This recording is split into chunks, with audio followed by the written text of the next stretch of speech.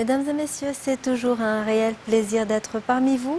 Bonsoir et bienvenue dans cette nouvelle édition. Tout de suite pour commencer, la réhabilitation de la route nationale 44 reliant Muramanga et Ambatonjazak devrait être achevée avant la fin du mois de juin 2023, selon le ministre des Travaux publics qui est venu constater l'avancement des travaux avec la représentante de la Banque mondiale, cette dernière qui est le partenaire financier de ce projet. Le ministre a également affirmé qu'il faut trouver des solutions pour éviter les accidents qui sont de plus en plus fréquents sur cette route nationale. Natera Koutmaaf pour plus de détails.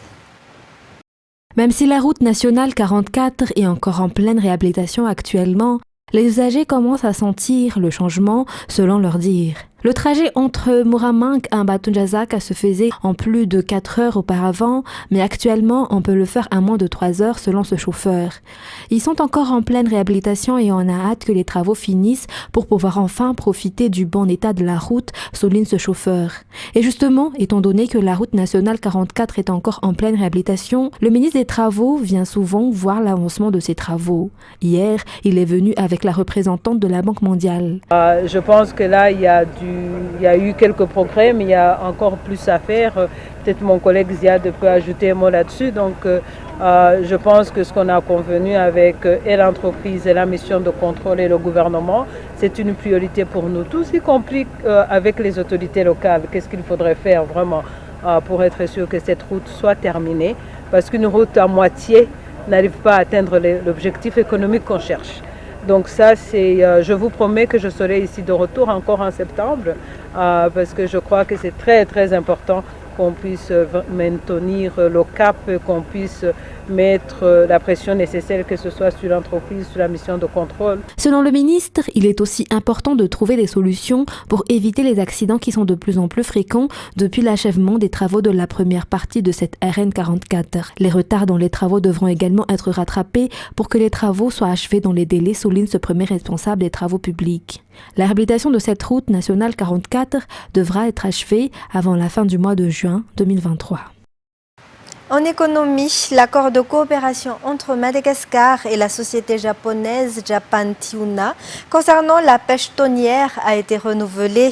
Ce partenariat augmentera les revenus dans la caisse de l'État. La signature de ce renouvellement a eu lieu ce matin à Panjinumbi. Radramanazatouf sur les images de Nzara Njiansu.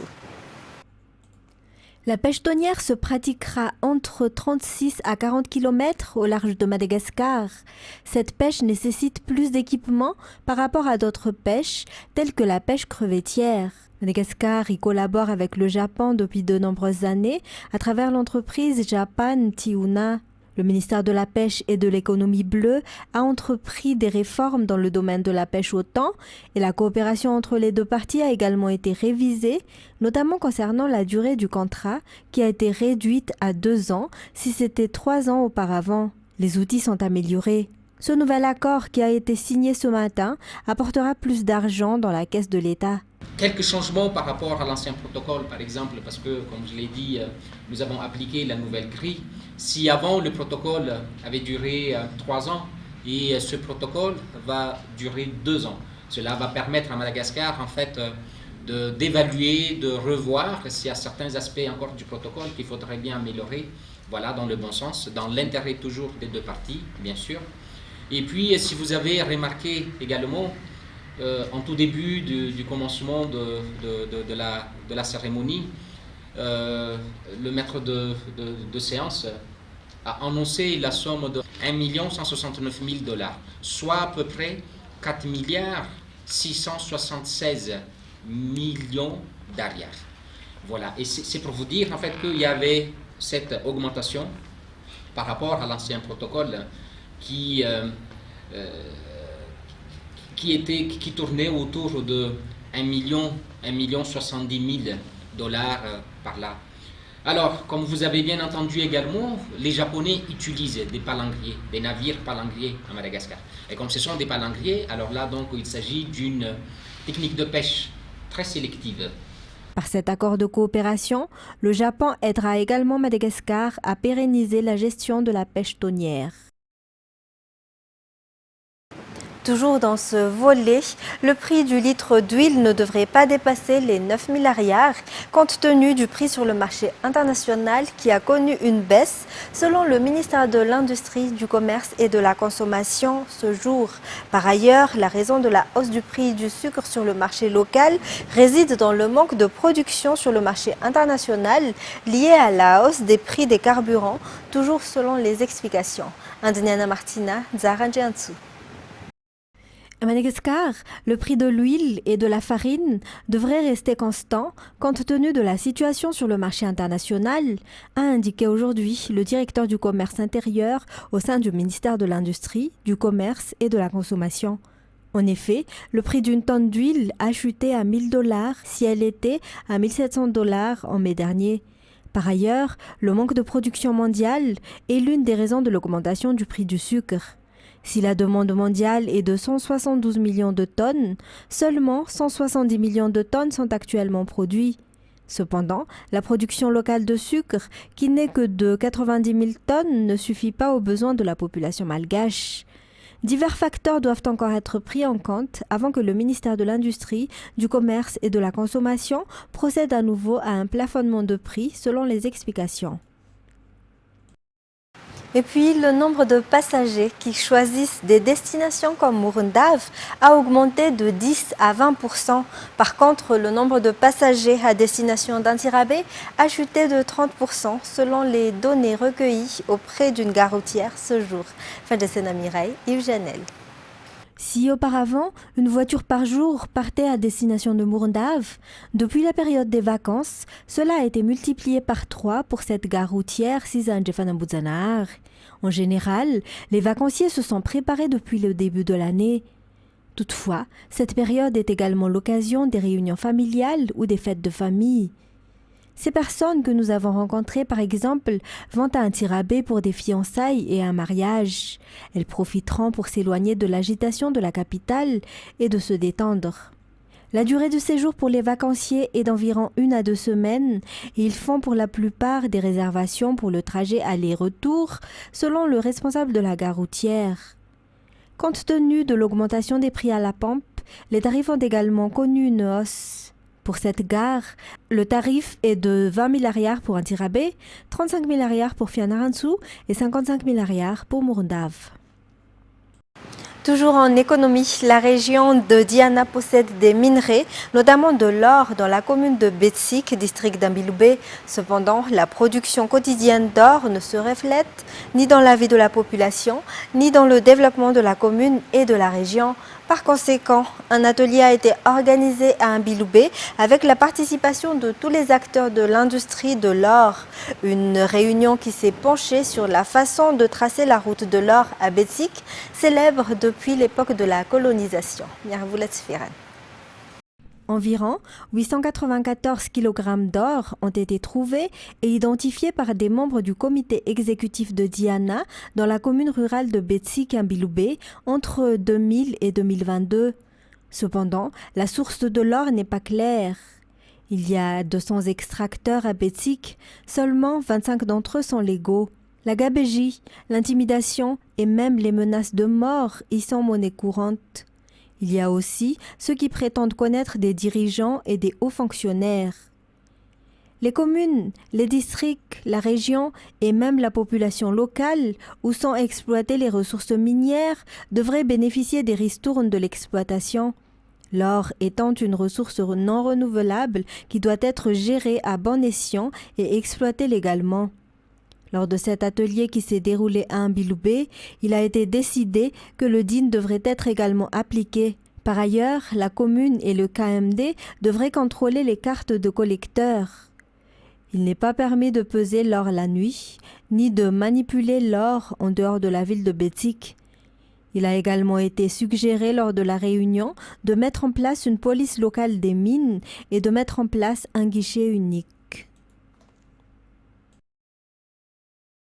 En politique, les partis politiques ont le droit de contrôler le processus électoral et la liste électorale, selon le porte-parole de la CENI aujourd'hui. C'est un système ouvert à toutes les forces vives, surtout face à la nécessité de procéder à la refonte de la liste électorale. Il a également souligné que les partis politiques ont le droit de montrer leur soutien ou leur opposition au régime actuel. Ainsi, ce qui s'est passé à Mandout n'est en aucun cas une violation du code électoral. Ça, Sylvain, c'est Tchandjanassi. À l'approche de l'échéance électorale de 2023, diverses déclarations se font entendre. Néanmoins, nombre d'entre elles ne portent que sur de faux débats selon la Commission électorale nationale indépendante. Le porte-parole de la CENI, Souav Ndjamartaf, a souligné que la CENI travaille conformément à la loi. Son devoir est d'établir la transparence, d'autoriser le contrôle à tous les acteurs sans parti pris, de préparer les élections et de procéder à une refonte totale de la liste électorale. Les politiciens doivent être capables de faire la distinction entre les questions politiques et les questions électorales, ont-ils souligné, car la désinformation crée une polémique, comme le cas de la descente du président de la République à Mandout, que ses opposants ont souligné de pré-campagne. Par ailleurs, la CENI est actuellement en train d'examiner le budget pour l'achat des ordinateurs dans le cadre de la refonte de la liste électorale. La formation des agents recenseurs est également en cours. Dans les actualités également, le système des Nations Unies a présenté ce jour son bilan pour l'année 2021. Les efforts ont été concentrés sur l'accès aux opportunités de revenus et d'emploi, de gouvernance apaisée, efficace et respectueuse des droits humains et à l'accès pérenne aux services sociaux de base de qualité. Détails sur les images de Yves Janel. Les Nations Unies ont toujours soutenu Madagascar et ont appuyé les efforts du gouvernement au bénéfice de la population. Pour l'année 2021, concernant les ressources de revenus et la création d'emplois, plus de 6 473 emplois ont été créés, dont 48% pour les femmes. 1998 PME ou coopératives, organisations agricoles formées et ou équipées. Plus de 127 676 personnes, dont 54% de femmes et 27% de jeunes femmes, formées pour améliorer leur compétitivité sur les techniques améliorées de production agricole, à l'entrepreneuriat agricole, à la commercialisation, en incubation d'entreprises, en analyse et développement des marchés. 108 organisations paysannes et de micro-entreprises rurales engagées dans des contrats commerciaux avec le secteur privé. Concernant la gouvernance apaisée, efficace et respectueuse des droits humains, le système des Nations Unies a protégé les droits des personnes victimes de violences et d'exploitation. Il a également mis à disposition des outils, ses compétences et les moyens stratégiques et opérationnels aux autorités, au niveau central et des collectivités territoriales décentralisées, afin de prévenir, d'atténuer et de gérer les conflits. Par ailleurs, le SNU a également opéré dans plusieurs secteurs, notamment la santé, la nutrition, l'éducation ainsi que l'énergie. Le bilan a été présenté ce jour à Nkoudjan. Côté sport, Rémi Vita et Kenji Boutou sont déjà d'accord pour intégrer les Barea, selon l'entraîneur de l'équipe nationale Nicolas Dupuis. Lors de son séjour d'un mois en France, il a recruté les expatriés et les négociations pour 2 autres joueurs sont en cours. Par ailleurs, les 10 joueurs qui ont raté les 2 premières journées du tournoi de la CAN 2023 en juin sont désormais disponibles et ils devraient arriver en septembre. Andeniana Martina, Zaranjiansu. Il est incontournable de chercher de nouveaux joueurs pour former l'équipe nationale des Barea, a déclaré l'entraîneur Nicolas Dupuis. Lors de son séjour d'un mois en France, il a essayé de voir et de convaincre lui-même des joueurs expatriés. Rémi Vita, qui joue au sein du Fortuna Sittard, et Kenji Boutou, qui joue en première division en France, rejoindront l'équipe nationale. Un latéral gauche qui est dans le groupe Ligue 1 d'Auxerre. Je vais vous donner son prénom, c'est Kenji. Boto pour tout vous dire. Voilà. Rémi, lui, est prêt à venir et je travaille sur 1 ou 2 autres pistes. Voilà. Donc c'est vrai qu'en France, le seul problème que j'ai, c'est de ne pas pouvoir joindre par Villarreal Francis Coquelin.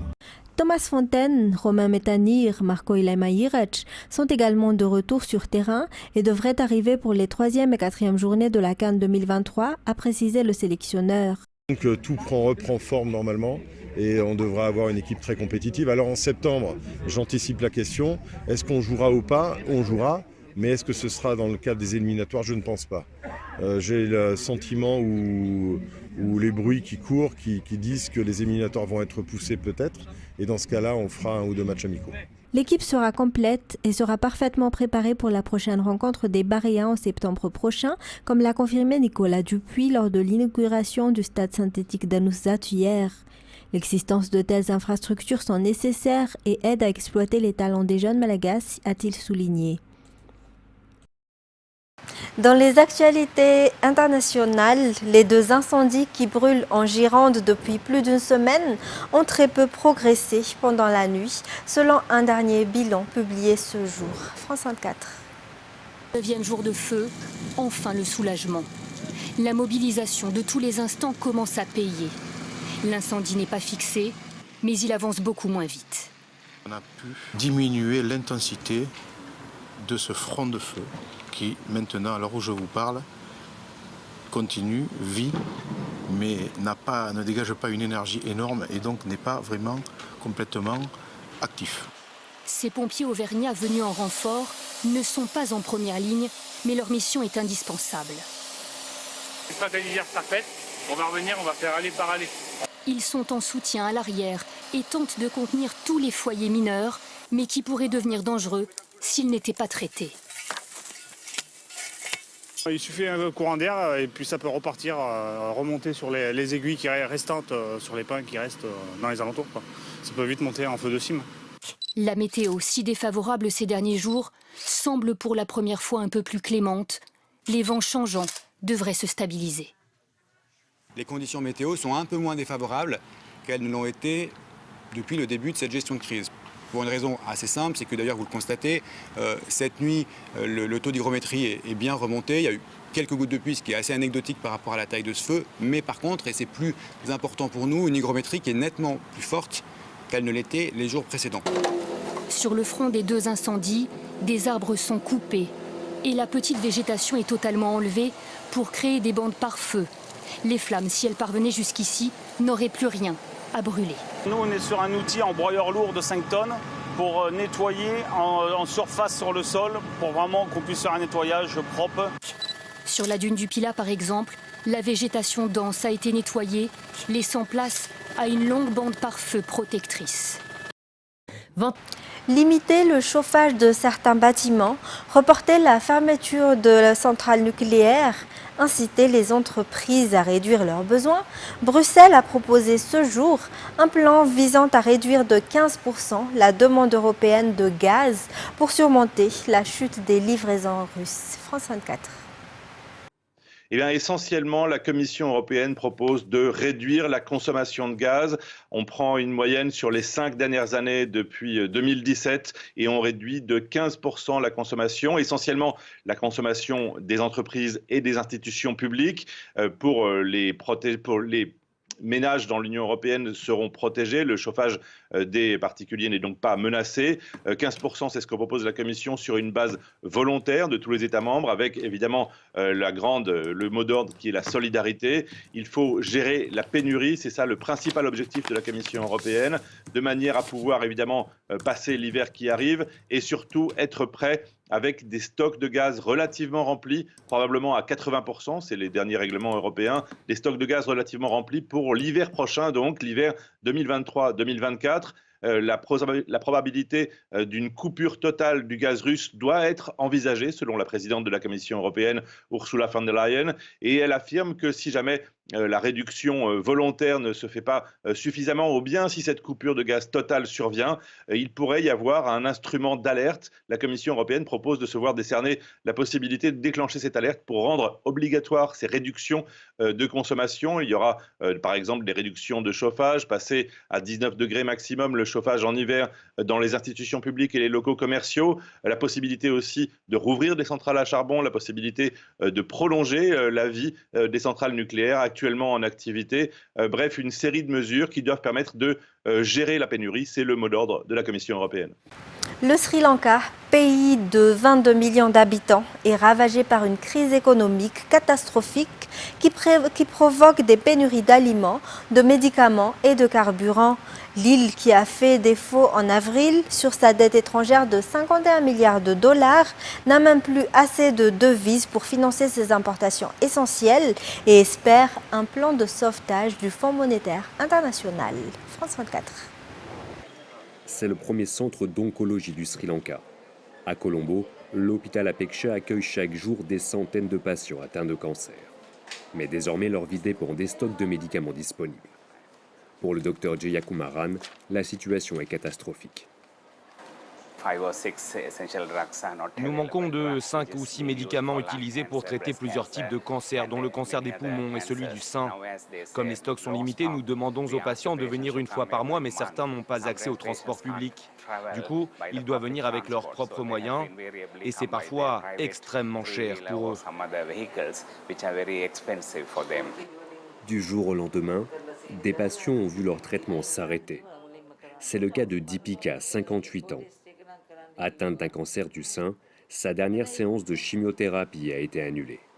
En quelques semaines, son état de santé s'est détérioré. Grâce au traitement par injection, je commençais vraiment à me sentir mieux. Les douleurs avaient disparu, mais je sens que le cancer progresse à nouveau. Désormais, je ne peux plus marcher. Je peine déjà à tenir debout.